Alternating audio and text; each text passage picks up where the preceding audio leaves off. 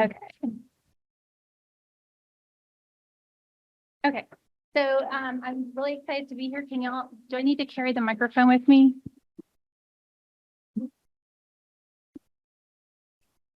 Can y'all hear me now? Perfect. So I'm really excited to be here today. Thank you for inviting me. This is my first time coming in person to Tech Access, so this is really exciting. I also want to give a shout out to all my customers in the state of Texas who are joining us today. I heavily promoted the event, so I hope we had a good turnout from my Texas team. So I'm going to talk about the pivotal role of leadership in your digital accessibility programs. Real quick, a little bit more about me. I am a Hispanic female. I have really crazy curly hair. Sometimes you'll see me wearing glasses because my eyesight's failing me. And I'm usually dressed in black. So if we're meeting up somewhere, you just look for the black dressed lady with the crazy curly hair. That is me. I worked in technology for over 30 years, just all different kinds of areas. I love working in technology. And I've been in the accessibility field for over 20 years, but more on the education side, advocating for students. So digital accessibility I've been doing for maybe the last 5 years. So this has been an exciting shift for me. Let's see, I'm not the most coordinated person, so I already know I'm going to probably drop my notes. So just a little icebreaker.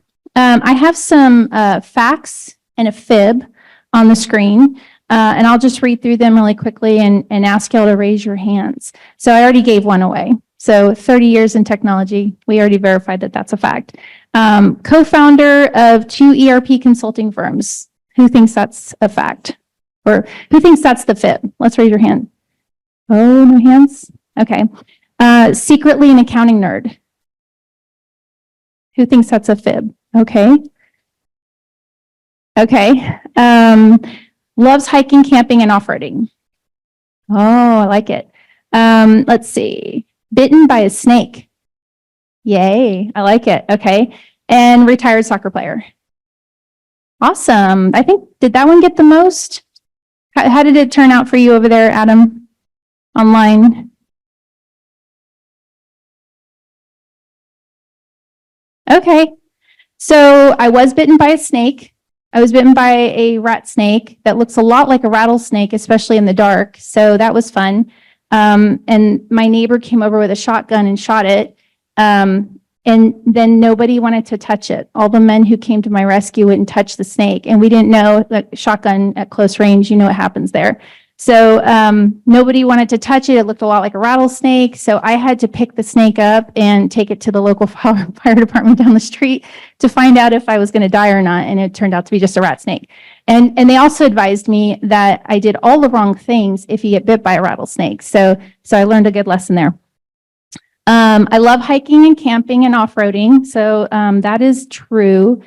It's secretly an accounting nerd. So I do have a degree in accounting, and and my husband does too. So while we every once in a while will nerd out a little bit over certain topics, that wasn't my favorite thing in my career. I practiced financial accounting for a number of years, and I always gravitated to the tech side of accounting. So I knew technology was for me. Okay, next slide. And thank you for playing. Is it advancing? Okay, here we go. So I'm just going to go through some basic stuff. You probably all already know this, but I like to just reinforce it, kind of the reminder of why we're here and why do we do what we do. So digital inclusion is not just about ADA compliance, and this is going to be a real important part of my presentation. It's about creating equitable experiences, and that's a quote from the digital or global disability inclusion. Okay, I might have to put something down. So we're going to talk about kind of the digital accessibility scope. Why does all of this matter? Digital accessibility program and stakeholders, pain points, and I've learned a lot of these pain points working with my customers, and then optimizing the program and leadership support. So this is a slide I created. I'm trying to champion the term digital accessibility as a catch-all, and I know there's like different schools of thought on this. So I worked really hard to try to parse our technology out and go through like old terminology and then newer terminology and then really new terminology. And then just looking at our tech field, how it has changed so much. And now we're moving into AI, we're moving into the metaverse, we have all these other new areas of technology, virtual reality, and we're having those discussions around, are those accessible? How can we make them accessible? We don't want to leave anyone out of these experiences. So I'm trying to create kind of that picture when I talk to folks, because I think this is the basic foundation, right? If we don't understand what goes into digital accessibility, then it kind of, a lot of this conversation gets lost when we talk to folks. It's pretty comprehensive, all-encompassing, and COVID really showed us that when we went into that virtual world. So that was one of the good disruptors of COVID. It opened our eyes to, all the areas where we were falling short. And so I put together this slide, and it's pretty self-explanatory, but it all like rolls up to, in my mind, an umbrella of digital accessibility. So a little bit about Oklahoma and your community here, and I've done this for Texas as well.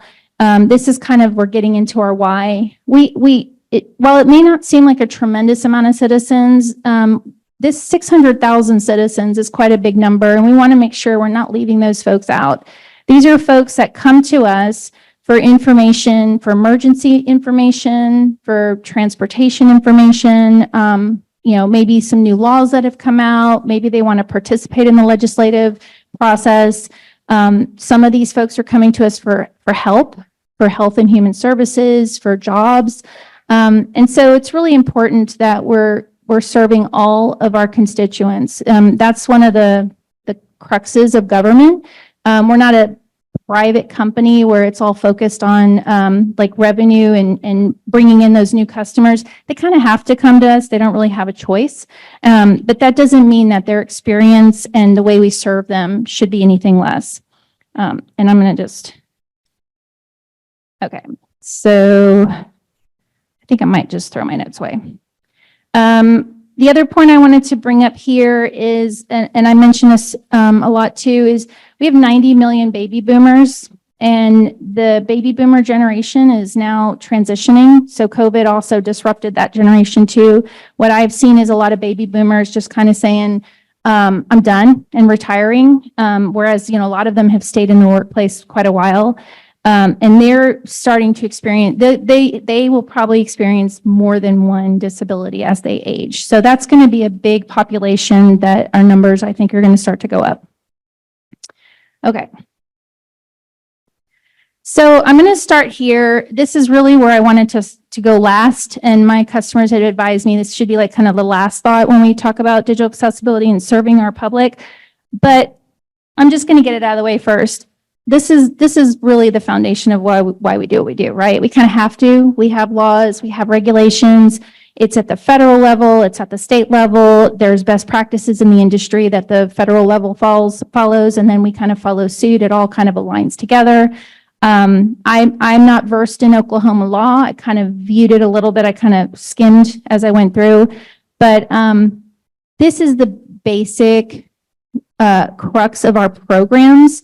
And I would say this is probably not the best way to serve people. This is a way to serve the program and create new policy and improve our standards and prevent risk, because risk is a big deal too. But this is not the basis for a good customer experience, for a good service to our public. It's just kind of the underlying thread, but it is still important. But we're going to talk about maybe shifting our focus away from just compliance and more towards the experience, because we want our citizens to have a good experience. I will touch on risk a little bit. As leaders, and I should have asked, how many decision makers do we have in the room for their IT policies or, okay, so a couple. So risk is really important, and I still will touch on risk. I worked in compliance for a number of years, and as leaders, you really need to focus on that, right? Because it all rolls up, right? You have the ultimate accountability. So where to focus your risk is making sure that you're doing your due diligence when you're selecting technology. We know that nothing's 100% compliant. We try to get as close as we can. It's an ever-changing like what does Meryl say? Progress over perfection. So that's kind of the mantra. It's never going to be 100%. But we still need to do our due diligence. So if you know you're going to purchase something that's not accessible or, on some level of not accessible, make sure you've worked with the vendor. Make sure you've documented the gaps. Make sure you're aware of the gaps. Make sure you have a corrective action plan in place in case something goes wrong. Document it. If you all have exception processes in the state of Oklahoma, we do in Texas, so we can buy non-compliant technology, but it's written into our rules that we have to have an exception on file. And the exception has to be approved by the top leader for the agency or the university. And basically what that's saying is that leader is accepting that level of risk for their agency or their entity. So if something does happen, they're aware of it, number one, and they've made that determination if that's a tolerable amount of risk that they're willing to take on. So risk management, risk assessment is still very important. So I don't want to diminish that. I don't want to diminish the rules either. These are kind of, think about when you talk about a business, you have your direct costs and then you have your overhead costs. Think about this as more of an overhead function for your program. And then we'll talk about like more of the direct stuff. Okay. So let's talk about, and this should not say social. I did this really late at night, so I apologize. So financial, this is a big one for private sector, obviously, right? Because customers mean revenue. It's also a shift in thinking for government because we do take in money for licenses, for permitting, for things like that. So we are collecting revenue. So we want to make sure that as we're transacting with the public, that we're being inclusive in that process. So we want to make sure that our citizens can come to us to buy those things, to do business with our government, and in a way that's easy for them. That's a good experience. Especially like if you're new, starting out your career, starting out a profession, choosing to go into something that's heavily regulated or requires some licensing, we want to make sure that that's an easier experience. We don't want to turn anyone away. So on the financial side, for us, since we know, we're not profit driven, but we are working with money, and there's also costs. We definitely have a lot of cost. We want to keep our budgets in check. So this is where digital accessibility can impact those areas. We have employee time and scheduling. So when you talk about any kind of project or engagement with technology, if you're not incorporating accessibility into the conversation from beginning to end, you're probably going to run into some issues and you're going to have employees doing extra work. So that's a cost. You're going to have delays on implementation. That's another cost. And it's also just a drag on implementation. And then there's a possibility where you have to bring in a third party because something really went wrong and you just don't have the resources to fix it yourself. So now you've got an additional cost of bringing in some kind of outside source to help you fix whatever is going on. So it's important to have these conversations around accessibility at the very early stages, to be very proactive with that. Employee retention. So one thing I'm starting to see is, and this has been my passion over the years that I've advocated for, is invisible disabilities. And I've had some pretty harsh conversations with people for not treating others with invisible disabilities equally. So if you have employees who have not identified because of stigma or maybe they're just not aware or whatever, but you see that they're performing at a different level, I've seen a lot of these folks get terminated or just quit because they're overwhelmed or change careers because they don't excel in a particular field that maybe has a higher stress level. And it could be something like their ADHD, or they may have autism spectrum disorder on some level on the spectrum. So they struggle to integrate. Like even now, as we're talking about, do we go back to the office? Do we stay home? This whole conversation, there are some folks that really need to work from home like full time because it's more comforting for them, or they have the resources that they need to work optimally. Do we have the cameras on or do we have the cameras off? There's some policies that force everyone to turn their camera on, and that's not comfortable for some folks. So, employee retention, we need to address everyone's needs so that they can work optimally, and be aware of that. That's just, and also we want to hire more people that have disabilities. So if you have a culture of supporting your current employees and learning what their needs are, it opens the doors up to hiring more folks that may have some invisible disabilities. Okay, I talked about it. Employing, customer experience, and loyalty. So that's a big one to me. Again, we're not a private entity. We're not profit driven, but we really want to serve our people. So aside from like the permitting piece of it, what about like providing more resources for our folks or bringing in like nonprofits that are out there helping others? How can we partner with them and at least provide a place for them to get more visibility to serve our citizens?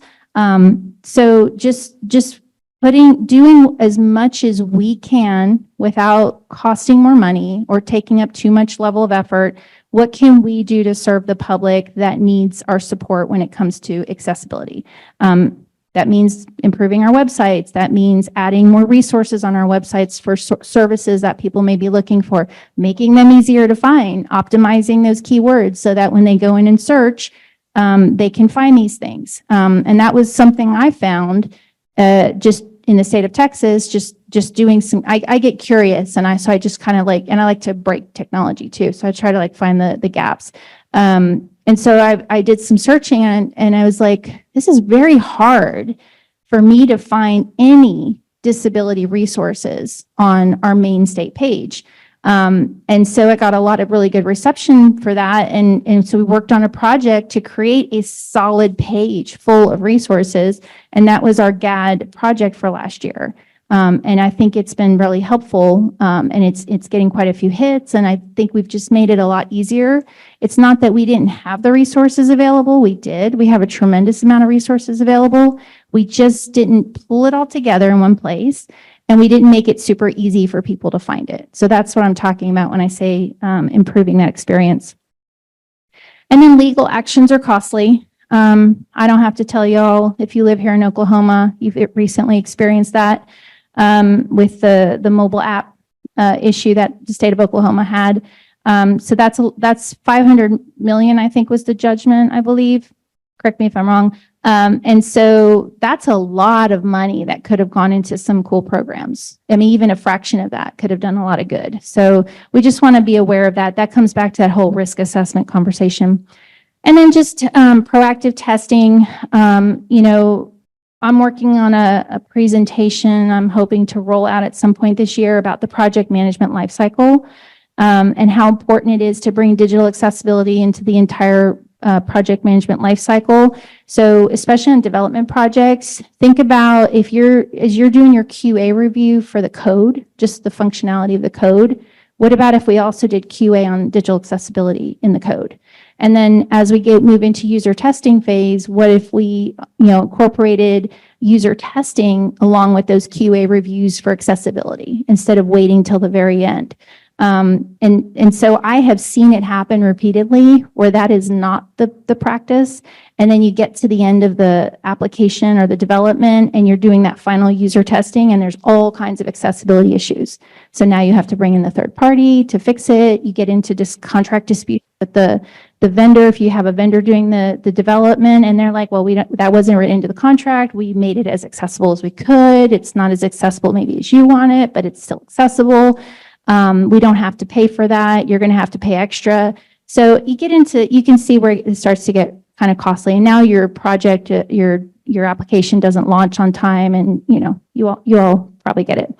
So financial impact is something to be very aware of when we're talking about digital accessibility for leadership. Social and cultural. So I have a lot on this page. I'm going to try to just touch on some big areas. Again, we've talked about citizen inclusion.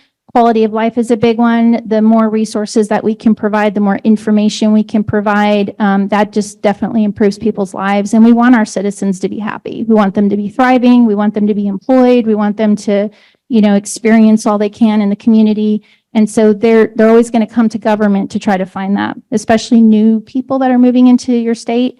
They're probably going to go to oklahoma.gov. Is probably going to be one of the first places they go to start preparing for that. Student success, universities have really unique challenges when it comes to digital accessibility, and they have more of a volume, I would say. So we want to make sure that we have the tools in place for both the professors and the students so that everyone can be successful in either administering the education or receiving the education. We want people to be able to stay in college and graduate and achieve those dreams that they have. And contribute to society. So making sure they have the tools that they need and providing that information to them in the best possible way and equitable way is really important. And then universities that have these amazing programs probably get more students. They get more tuition revenue. So back to the cost thing. So there's a lot of benefit when we think about it from that standpoint. Community builder, again, just going to that government website and finding resources or, things that you can do. I want to go to the park. Is there a park that is accessible? How do I find that on the Parks and Wildlife page? Or, what kind of nonprofits are out there? Maybe oklahoma.gov can have a nonprofit page that serves different things. So just trying to pull the community together and get the community engaged and bring people together. Healthcare. So if your Health and Human Services agency is, advising on, I don't know, anything like addiction, just health education in general, nutrition, where to get free testing done.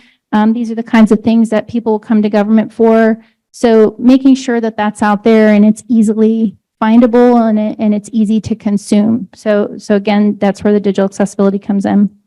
And then just innovation. I think as you start pulling all of these pieces together and start optimizing these different areas of accessibility, you can come up with better ways to do what we do, right? There's new technologies. There's a lot of discussion around now what AI can do for this field, how it may hurt this field. So it's really important to just start, pulling all of this together, and then we can improve our technology as we go. Let's see. Okay. So, and I'm making sure I'm on the right slide here.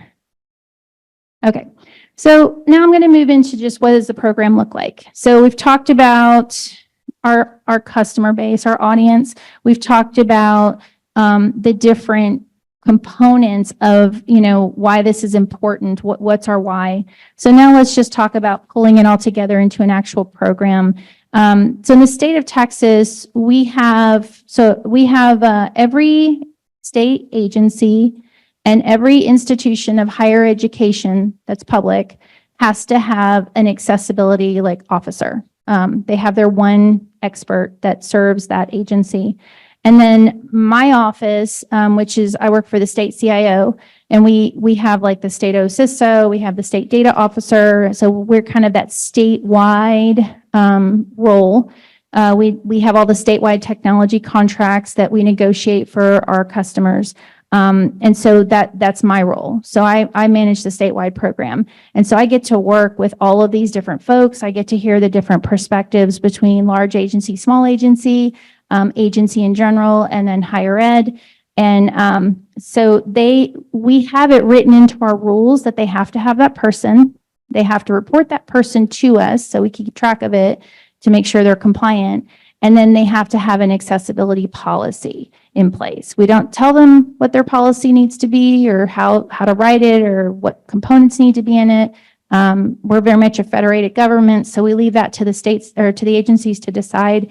But they do have to have a policy in place.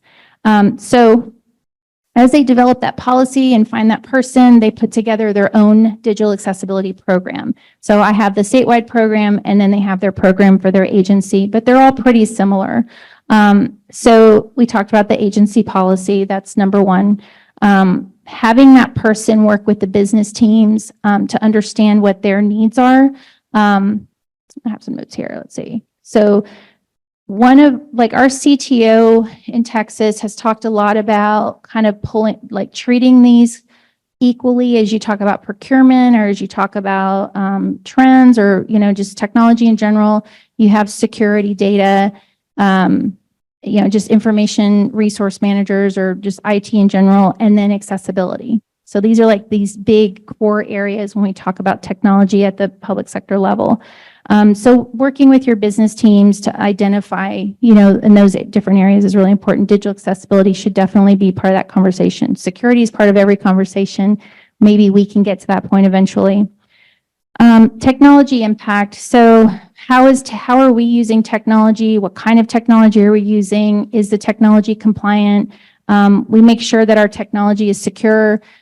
Let's make sure our technology is accessible as well. And that your digital accessibility SME or officer, whatever you want to call them, can be the critical person for that. Procurement's a really big one. When they told me I was going to be doing a lot of procurement work, I was like, okay, it's probably just like, no, it's a lot. It's like 25% of my daily duties are devoted to procurement.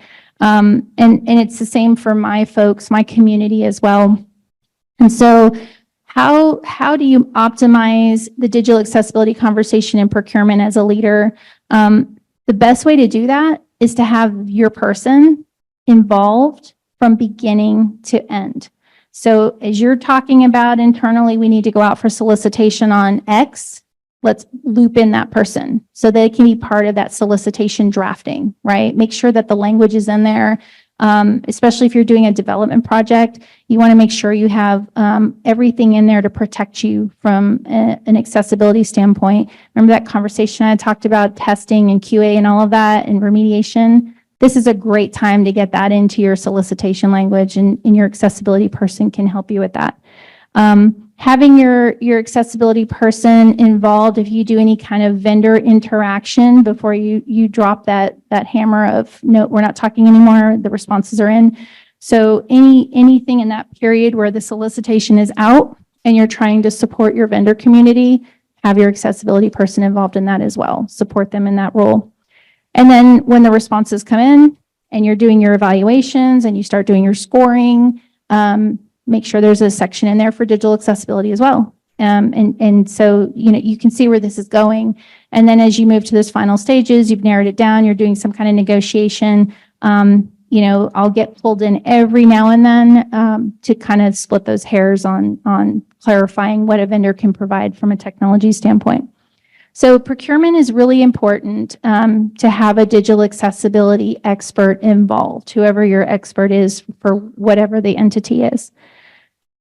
So the other side of that procurement conversation is the vendor, right? Because we're partnering with vendors. We can't do everything by ourselves. We just don't have the resources to hire a massive amount of state employees and have them do everything. So we work a lot with the vendor community to take some of that lift off of our backs. So in building those partnerships with your vendors, you want to be really clear with them, this is our need. We need whatever technology you provide for us, we need it to be as accessible as possible. If you're coming in and building technology for us, we need you to make sure that these safeguards are in place so we can optimize the accessibility for that build. So working with your vendors is really important. Something new that we've rolled out in Texas or with our agency is we've actually built out an educational curriculum for our vendors, and we provide it at no cost. So if you're a vendor and you want to come and do business with my agency or with the state of Texas on a technology level, you can take these 4 classes for free. They're like 45 minutes to an hour. And so I let the vendors know that as much as I can because I want to educate them. Like, these are the laws in Texas. These are the rules that you need to follow. This is the documentation we expect. This is what it should look like when you submit it. And then there's like a digital accessibility 101 in there. We also provide a learning management system for all state of Texas employees that includes the universities, and we cover that cost for them so that they can train all of their staff. They can train anyone in their agency that they want. And it's roles based. So you can say, content creators, you need to take these classes. Developers, you need to take these classes. Procurement folks, you need to take these suite of classes. And then legal and compliance reviews. So and this is a gap that I'm starting to see, we don't necessarily in the public sector or at the agency level have a digital accessibility lawyer as part of our general counsel, or just any kind of training for them. So that's something to start thinking about as leaders. How can you send your general counsel to some accessibility conferences? Can you, make some kind of training available to your general counsel? Maybe you have a risk officer, maybe have them start learning as much as you can too. I work closely with our general counsel. We have a pretty good general counsel team. So I work closely with the general counsel that is in charge of procurement for like SaaS applications. I work closely with the general counsel who's in charge of writing our rules. I work closely with our GRC officer to address any potential risk gaps.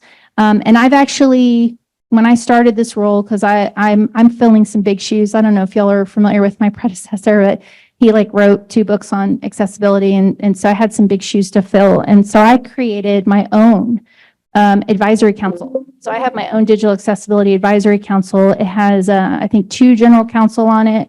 It has our GRC officer.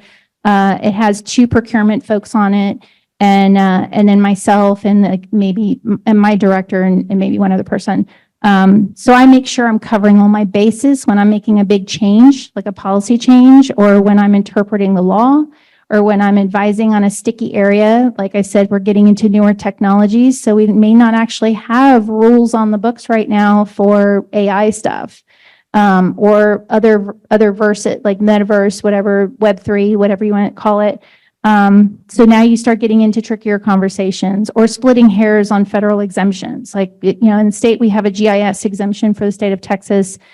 We have the medical device, and we have a lot of medical schools in the state of Texas. So we get into some sticky gray areas, and I lean on my advisory council to make the best decision. So from a leadership standpoint, making sure those resources are available and making sure they're well trained, that they understand how they can make an impact. And that takes me to internal training. So we've pretty much covered that already. So that kind of rounds out a good digital accessibility program for your agency. So I'm going to talk about, since we talked about the program, I think it's important, I have already kind of talked about this, so I won't spend too much time on this slide, but the stakeholders within the organization. So I'll just use myself as an example.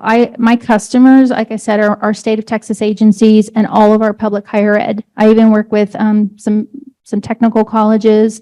Our community colleges are not required by law to participate in the program, but I'll still work with them. For y'all, it might be both of those and include K through 12. I don't actually work with K through 12, but that may be something that's also included in your program. I work with the vendors. So my vendors are part of my customer base. So I work with the vendors to evangelize accessibility, digital accessibility, to educate them, to push them to support my customers. So I'm kind of the first interaction that they have when they're contracting with the state of Texas. And I have that opportunity to remind them they're serving our customers down the road. So we need to hold them to a certain standard. And while we hold them to the baseline standard for the state, my customers have the discretion to hold them to a higher standard. And we'll see that in like Health and Human Services and the Workforce Commission. And then functional roles. So your accessibility person is should be, and as a leader, you can provide this space for them to work cross-functionally in the agency. So rather than pinning them in and having their focus be just on IT or just on procurement or maybe just on policy, they should be working with leadership and keeping them up to date because, again, they're helping with that risk management, right? Finding those blind spots and making leadership aware of them. They should be working with general counsel because we do deal with a lot of regulation. They should be working with your GRC folks or person to, again, that whole risk management piece of it and compliance. Working closely with your CIO or your information resources manager. Working closely with the IT team. So supporting your developers, supporting your web folks, whoever that may be. Working very closely with your procurement team. working closely with those who are actually writing policy, whether it's for the specific agency or for the state in general. Maybe that you have some process where you can affect policy at the statewide level. And then working with other digital accessibility experts. I have learned more from you all, from my community, than I have from any book or any class or, you know, in any webinar. I've learned the most from the people that have their hands in the dirt, doing the work, and finding the problems and finding the solutions. So it's really important that you, it's important that we have these conferences, and it's really important at the state level that leadership supports the networking or communication or collaboration. So one thing that we've done is we're using Microsoft Teams in my agency to pull these communities together and get them talking. So I have one for digital accessibility. We have an AI user group. We'll probably have some others that are we have a lot with security. And what that does is it creates a space to ask for help, to discuss issues that come up, to share knowledge, to share resources. A lot of our agencies will share their own policies with others. Maybe we have a new accessibility person that just started with an agency. They're new to the field. And so I'll pair them up with a more experienced agency as a mentor, and they'll share their resources with them so they don't have to reinvent anything. We can just piggyback off of each other. And that's so much better growth together than it is starting at the ground level individually. So whenever we can collaborate and share resources and work together, I think we accelerate that growth. Okay, so I'm going to touch on some pain points that I hear about, and this is maybe something leadership is aware of, maybe they're not aware of it, but I thought I'd mention it. And this again comes from talking with my community. So vendor compliance is a big one, and I'm just going to start there. Our vendors do a lot of great things for us when it comes to technology, but there's also some hidden issues that we have to deal with behind the scenes. So we have vendors that will not do, either will not test their products, or they will not provide an accessibility conformance report, or they provide an accessibility conformance report that's redacted, or they tell us that it's proprietary information. They can't share it until they get to X stage of the procurement, and then they'll share it with us. So, you know, these are, I think I can say these are all like no's, right? There's nothing proprietary on there. You're not telling us the code. You're not telling us, you know, specifics about the product. You're just telling us how it performed, right? We're just testing how it performed. And we want to know that against the success criteria. You don't need to redact anything on it. Oh, I forgot. There's some vendors that will charge for an accessibility conformance report. So, you know, this is all like, I'm sure there's others I don't know about, but that's a big issue, right? We need our vendors to get their products tested and just fill it out and provide it to us, because that's a tool that we use in our decision making. So, you know, that I don't think I can say anything more about that. Untested products is a big one. It ties back to the providing the documentation.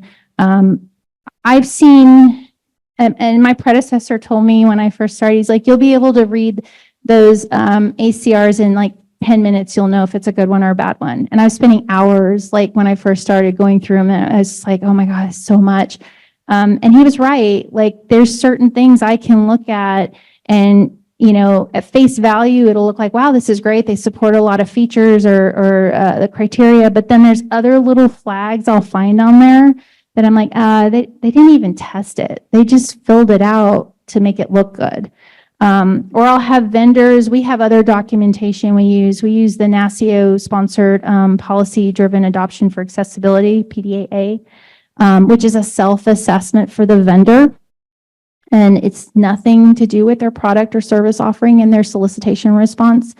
And they'll call me and say, well, what do I need to put in as my score? Well, I don't know. This is your self-assessment. I don't know how you do accessibility in your organization. Just read the question and pick a score.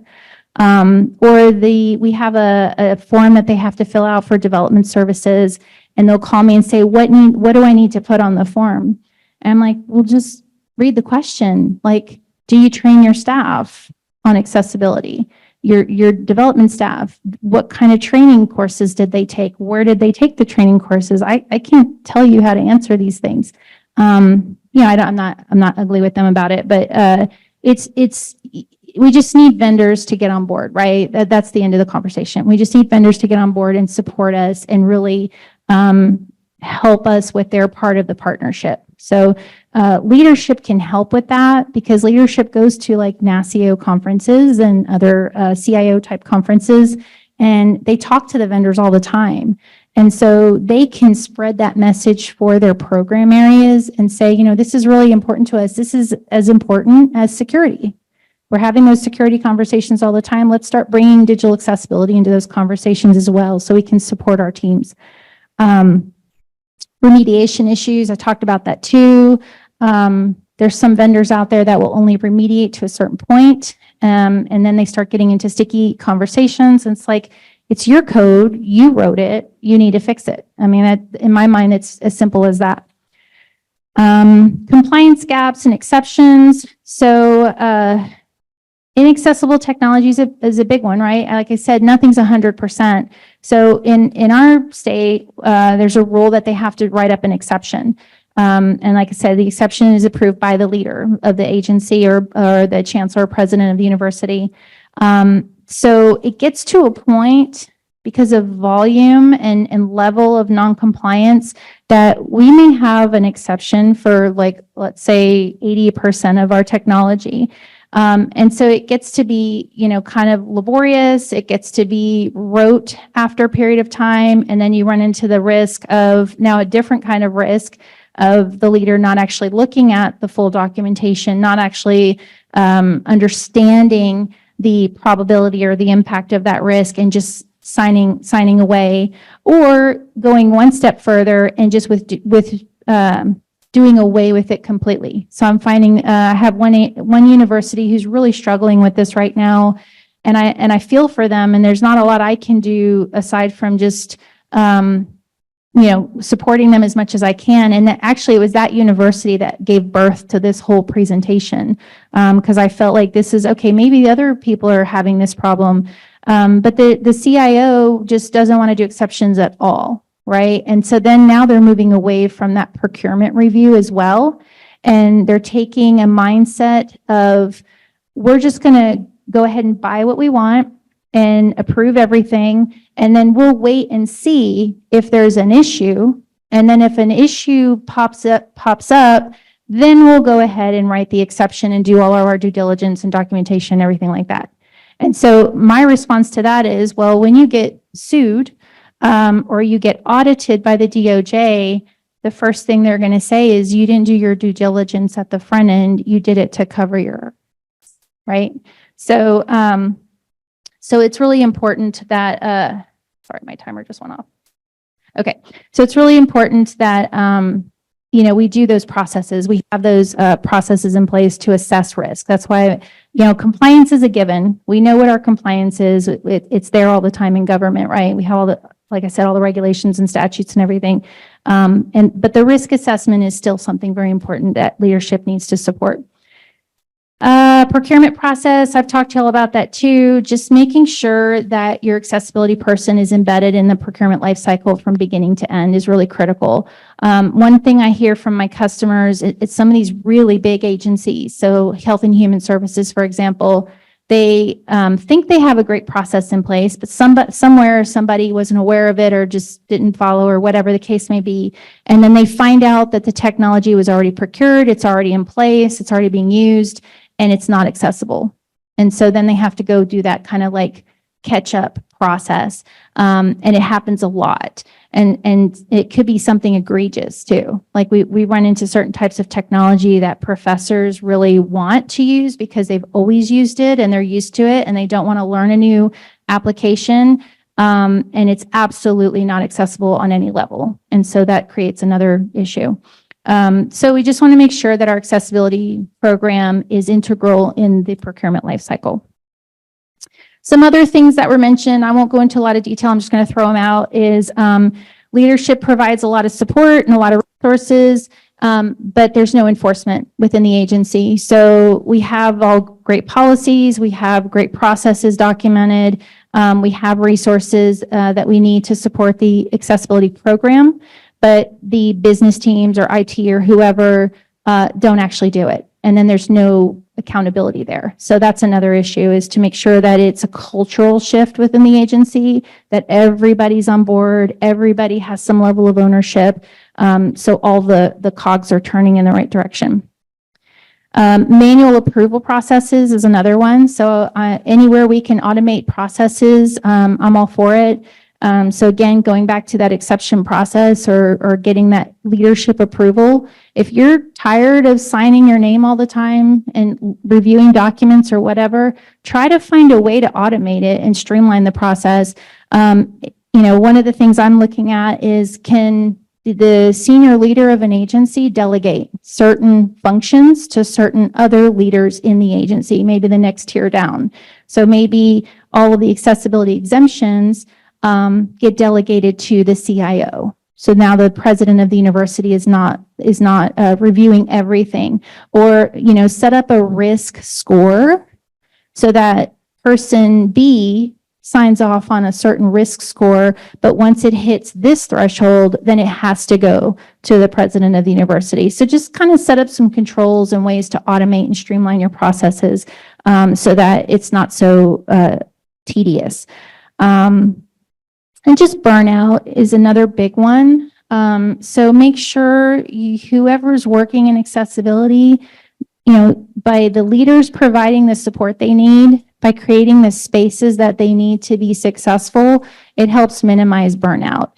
I see passionate people doing something they love, something that's in every fiber of their body, but they're freaking exhausted. And they're just banging their heads against the wall all the time. So whatever we can do as leaders to help support them and put the right processes and policies in place and give them the tools that they need to be successful will help minimize that level of burnout. Okay. So we talked about the procurement life cycle. I'm not going to go into I'm not going to go into super detail because I actually already covered this. But just again, having your accessibility, your digital accessibility person, when you're drafting your solicitation language, they're at the table. When you're about to release the language, they've done that last review for the final draft. When you're talking with your vendors and supporting your vendors, answering their questions, helping whatever that process looks like for you all, make sure your accessibility person's at the table. When the responses come in and you're doing your scoring, whether it's the preliminary scoring or the actual scoring or whatever, make sure your accessibility person has a voice in that process. And then if it comes down to some issue with negotiation and accessibility may have an impact there, make sure your accessibility person's part of that process as well.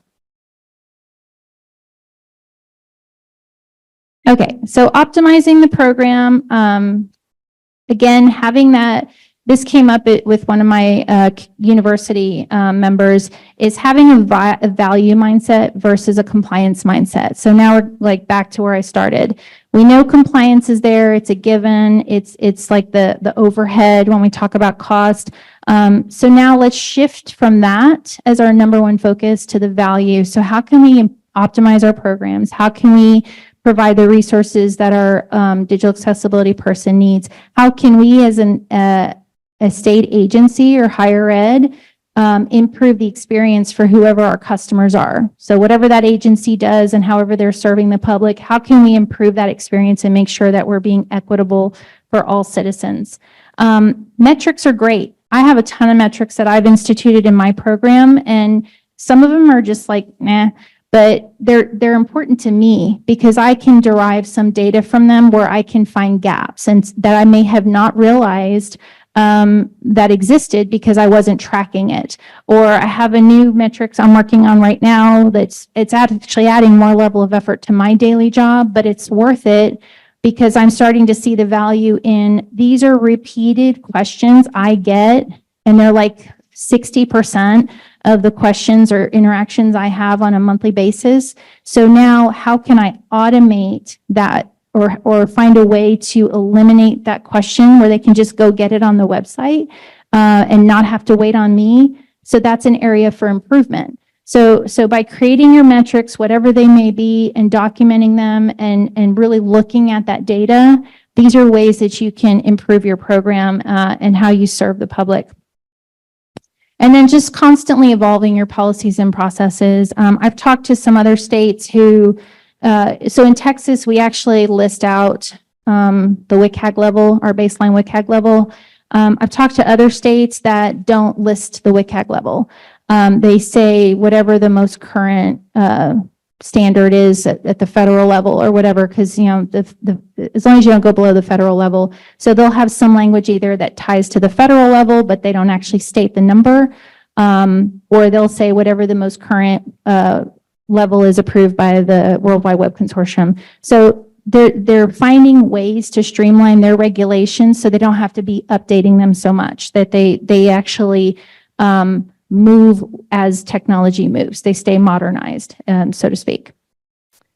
Okay, let's jump over here. This is the most important part. So I've woven this into my conversation, but I'm just going to go through it again and kind of pull it all together. If you're a leader, if you're a decision maker, how can you support a digital accessibility program? If you're in the digital accessibility program and you need support, what can you go to your leadership and ask for? It's always better to go to your executive leadership and say, I just want you to be aware this is a problem, but I have the solution for it. And I want to talk to you about the solution, not necessarily the problem. You'll get a lot more traction that way than just saying this is a problem, blah, blah, blah. So strategic planning. So at the very highest level, as you're putting together your plan for whatever we do bienniums in Texas, I'm not sure how Oklahoma does it, but if you have a statewide strategic plan, make it a part of that. If you have an agency strategic plan, make digital accessibility a part of that. Have some metrics in place to measure how you're performing against your strategic plan. So it's one thing to put the great plan in place and document all those processes, but you need to have some way to monitor and control that plan and that process. So have those metrics in place. Ask your customers. So at the statewide level, we ask our customers every couple of years, how are you doing? Like, tell us how are you scoring against all of these different rules that we have in place, and we get feedback from them. Publish it to our, it's made available to the governor's office, the legislature, to everyone. So have some metrics in place to monitor your success, and then share your success. It's really exciting to be able to say, oh my gosh, we had a 25% increase in compliant websites last year or last biennium. That's some great news to share, right? Evangelize your community. So again, working with your vendors, getting the information that they need to help improve the products that they're providing for your state government. Work with your agency leadership, so that executive leadership level should trickle down through the directors and the department heads and all of that. Make sure your policies align well. So it's really hard when different agencies have different policies that interpret the rules or regulations differently. So we want to make sure everything aligns. We're all on the same page. We're all following the same rule book. We're all interpreting it the same way. And whatever internal processes and policies we create, it somehow aligns back in a nice cohesive way to our state rules or federal rules or whatever the case. In some cases, maybe both. If your agency gets state and federal funding, then you have to follow both. So we want to have some nice alignment there.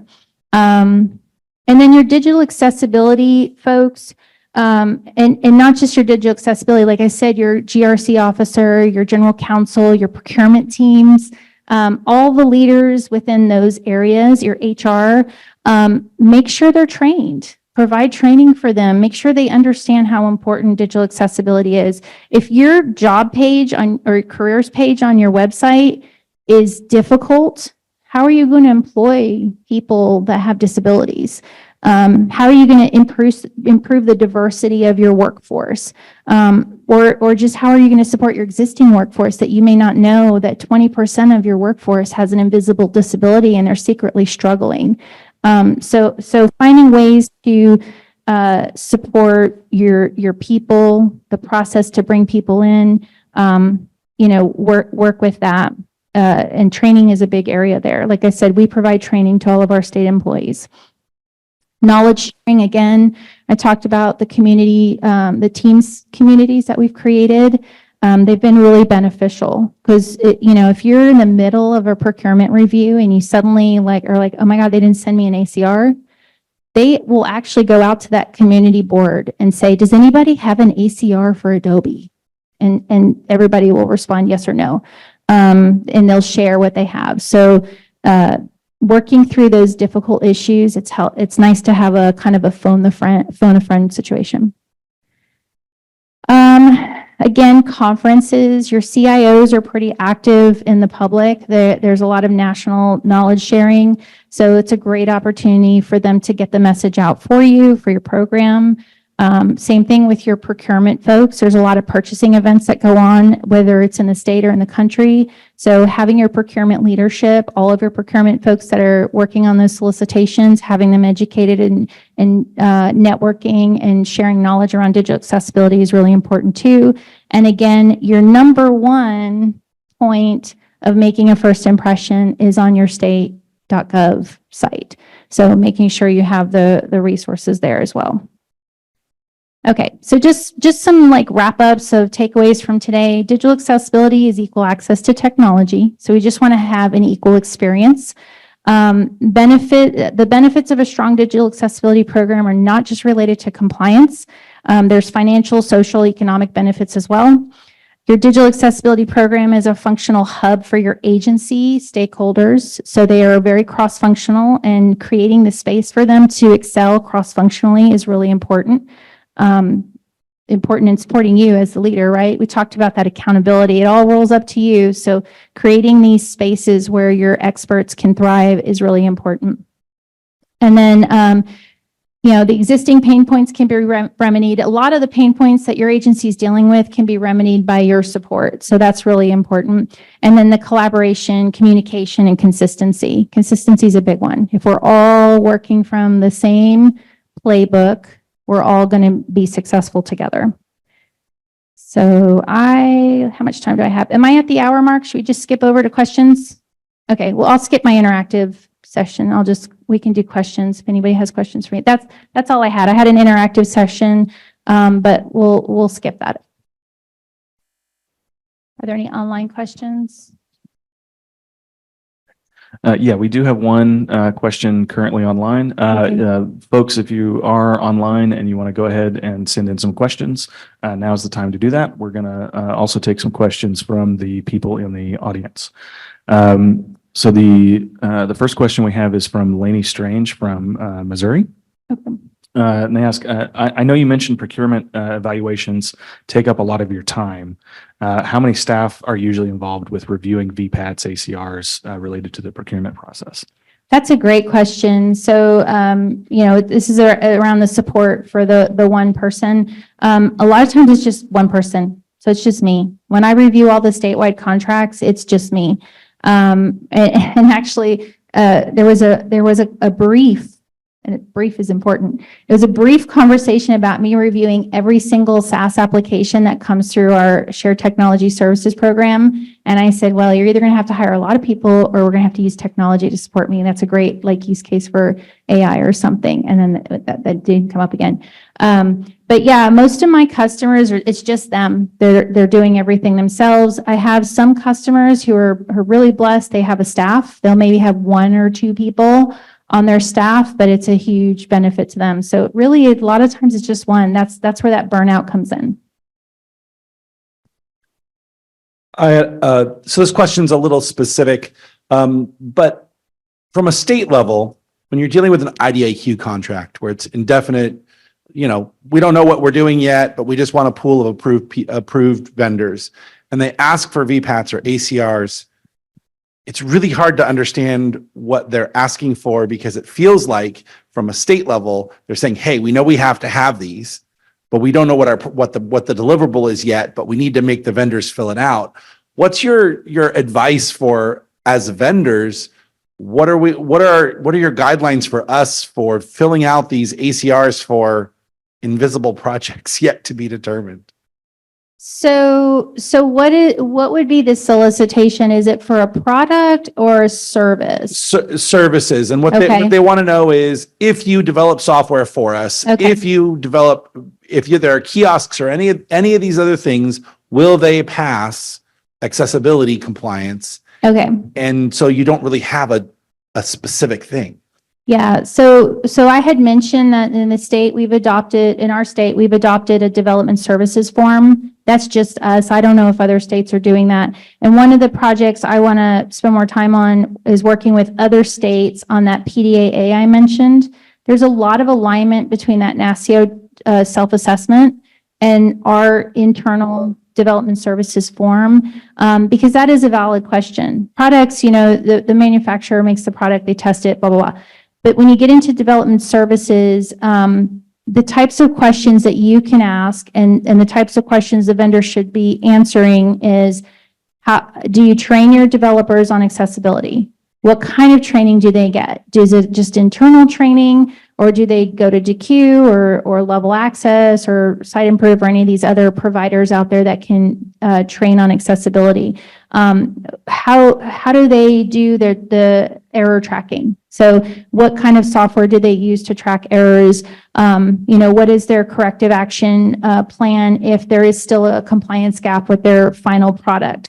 So these are the kinds of things that you as a vendor can give to your public sector customer to give them assurance that your developers are very aware of digital accessibility. They get regular training. It's not just internal training, but they're going outside of the agency and speaking with other developers to better understand what's needed. They have good processes in place for QA and testing. And if all that fails somewhere along the way, you guys have some kind of corrective action in place to still support. We just feel like at the state level, generically, everybody's asking for VPATs, but a lot of those agencies don't actually understand what the VPAT's for and how to actually use it. They just know it's a thing. And when accessibility is in the contract, therefore we need a VPAT. And you're like, well, that's not really what this is for. So, that's that agency leadership pushing down the need for training across the board. So training your procurement teams, training your accessibility person, training your general counsel, this needs to be a conversation and woven across. It's a cultural shift within an entity. I had one more quick question. How often do you check submissions to solicitations for accessibility? Just curious. The submission itself is accessible. So are you talking about the documentation, or do I actually go test the product? So if there's an RFP and you get a response from 15 different vendors, they all are typically PDFs, right? Mm-hmm. How often are you checking those? 100%. I'll talk with you afterward. I'd love to get that as a quote. Yeah. All right. Do we have any other questions in the room? Adam, do you have anything online? All righty, then let's give Marie a big round of applause. Thank you. Thank you, guys.